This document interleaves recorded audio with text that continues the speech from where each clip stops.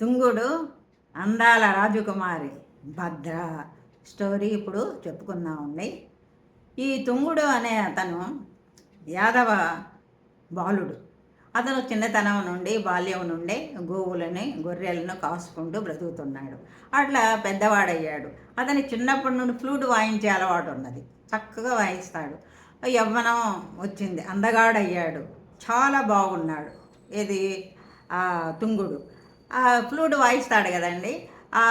కాస్తూ ఫ్లూట్ వాయిస్తుంటే, అదే మురళి అంటారు, వేణుగానం అంటారు, వాయిస్తుంటే ఆ పశువులు, ఆ గొర్రెలు అన్నీ కూడా చక్కగా ఆ చెట్లు చామలు అన్నీ కూడా తలలు ఊపినట్లు ఎంతో పరవశం ఆనందంగా ఉండేవట. అలాగా ఉన్నప్పుడు ఆ ప్రాంతాన్ని ఒక రాజు పరిపాలిస్తున్నాడు. కన్నడ రాజు, కన్నడ దేశము రాజు. ఆ రాజుకి ఒక కూతురు ఉన్నది, అందాల భరిణ, సౌందర్య రాశి.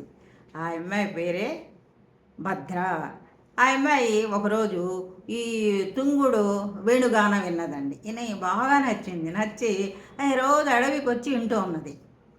ఈ విషయం రాజుగారికి తెలిసింది. అప్పుడు రాజుగారు ఏం చేశారు, భటులతో వాళ్ళిద్దరిని చంపేసేయండి, నా పరువు తీసింది అని రాజు ఆజ్ఞ చేస్తాడు. భటులు వస్తారు, వాళ్ళు అడవిలో దొరుకుతారు. అతను వేణు వాయిస్తుంటే ఆ అమ్మాయి వింటూ ఉంటుంది. అప్పుడు ఇద్దరిని బాగా కొట్టేస్తాడు, తుంగుడిని బాగా కొడతారు. అంటే చావు బ్రతుకుల్లో ఉన్నాడు. ఇక రక్తం అసలు ఒళ్ళంతా ధారలుగా కారిపోతుంది.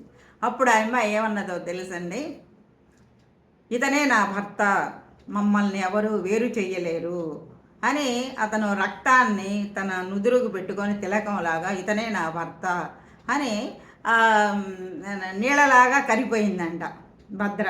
భద్ర నీళ్ళలాగా కరిపోయి అదొక నదిలాగా ప్రవహించిందంట. అప్పుడు వెంటనే ఇతను కూడా, తుంగుడు కూడా తుంగ నదిలాగా ప్రవహించాడట. అలా వేరువేరుగా ప్రవహించిన ఈ నదులు, ఆ వేరువేరుగా ప్రవహించే నదులు ఒకటయ్యి కృష్ణా వేడం ఉన్నదండి, కృష్ణానదిలో కలిసాయట. ఆ కృష్ణానదితో పాటు సముద్రాన్ని చేరాయట. ఎవరు? తుంగభద్ర అనే పేరుతో. అలాగా ఆ నదికి తుంగభద్ర అని పేరు వచ్చింది. ఆ చరిత్ర ఇదండి. ఎలా ఉన్నదండి స్టోరీ?